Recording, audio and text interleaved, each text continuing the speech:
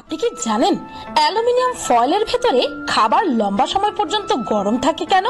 আচ্ছা, শীতকালে বেশিরভাগ মানুষেরই পায়ের গোড়ালি ফেটে যায় কেন? আর ঘুমের সময় অনেকের মুখ দিয়ে লালা ঝরে কেন? এই সমস্ত প্রশ্নের উত্তর দেব পিনিক পায়ের আজকের এই ভিডিওতে। নাম্বার 1, আপনারা অনেকেই হয়তো খেয়াল করেছেন যে অনেকেরই ঘুমানোর সময় মুখ দিয়ে লালা ঝরে। আমাদের মুখ থেকে বের হওয়া এই লিকুইডটি আসলে স্যালাইভা অর্থাৎ লালা। এমনিতে তো এই লালা সবসময় আমাদের মুখের ভেতরেই থাকে, কিন্তু যখন আমাদের কোনো অ্যালার্জি, ইনফেকশন অথবা টনসিল হয় তখন আমাদের মুখের এই লালা অনেক বেশি পরিমাণে তৈরি হতে থাকে। আর এ সময় ঘুমালে সেই লালা আমাদের মুখ দিয়ে ঝরে পড়ে। এই লালা বের হওয়ার কোনো ক্ষতিকারক দিক নেই, কিন্তু এতে আমরা বিরক্ত হই ঠিকই। এছাড়াও যদি কোনো মানুষ অত্যন্ত ক্লান্ত হয়ে পড়ে আর এই অবস্থায় গভীর ঘুমে আচ্ছন্ন হয়ে পড়ে তখন মুখ দিয়ে লালা ঝরা শুরু করে দেয়। এর কারণ হচ্ছে সেই মানুষটা এতটাই গভীর ঘুমে থাকে যে তার মুখের পেশিগুলো সে সময় বিশ্রাম করতে থাকে আর লালাগুলোকে ঠেকানোর কাজটি করতে পারে না, যার কারণে মুখ দিয়ে সেই লালাটা ঝরে পড়ে। নাম্বার 2, আমাদের মধ্যে অনেকেই খাবার বেশিক্ষণ গরম রাখার জন্য অ্যালুমিনিয়াম ফয়েল ব্যবহার করে। আপনারা হয়তো এটি খেয়ালও করেছেন যে অ্যালুমিনিয়াম ফয়েলে রাখা খাবার সাধারণ খাবারের তুলনায় অনেকক্ষণ গরম থাকে, কিন্তু আপনি কি কখনো ভেবে দেখেছেন যে এমনটা আসলে কেন হয়? পাতলা এই পেপারটিতে এমন কি আছে যে এটি খাবারকে ঠান্ডা হতেই দেয় না? আসলে যখনই আমরা গরম খাবারকে কোনো পাত্রে রাখি তখন সেই পাত্রটি খাবারের তাপ শোষণ করে নেয় আর সেই পাত্রটি নিজেই গরম হয়ে যায়। কিন্তু এই ফয়েলটি যেহেতু অ্যালুমিনিয়াম দিয়ে বানানো হয় আর এটি এমন একটি মেটাল যা তাপকে শোষণও করে না আবার তাপকে বেরিয়ে যেতেও দেয় না, তাই এর ভেতরে থাকা খাবারটি বেশি সময় পর্যন্ত গরম থাকে। তবে স্বাস্থ্য বিশেষজ্ঞদের মতে অ্যালুমিনিয়াম আমাদের স্বাস্থ্যের জন্য খুবই ক্ষতিকর, তাই এই ফয়েলের ব্যবহার লম্বা সময়ের জন্য করা একদমই উচিত নয়।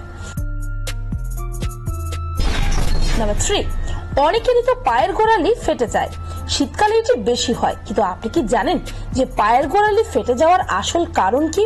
আর বিশেষ করে শীতের দিনে এমনটা কেন হয়? আপনি জেনে অবাক হবেন যে আমাদের পায়ের গোড়ালি ফাটার প্রধান কারণ হচ্ছে ডিহাইড্রেশন। যারা পানি কম খায় তাদের স্কিন পানির অভাবে অনেক বেশি ড্রাই হয়ে যায়, আর যখন পায়ের গোড়ালি ড্রাই হয়ে পড়ে তখন পায়ের সেই গোড়ালিতে আমাদের শরীরের সমস্ত ওজন পড়ার কারণে সেখানকার স্কিন ফাটতে শুরু করে। শীতকালে এমনটা বেশি হওয়ার কারণ হচ্ছে শীতের দিনে আমাদের স্কিন গরমকালের তুলনায় বেশি ড্রাই হয়ে যায়, তাই তো শীতকালে আমরা লোশন ব্যবহার করি। কিন্তু যদি এ সময় আপনি আপনার সারা শরীরের পাশাপাশি পায়ের গোড়ালিও ময়শ্চারাইজড রাখেন আর বেশি বেশি করে পানি খান তবে এই সমস্যার থেকে বাঁচা সম্ভব।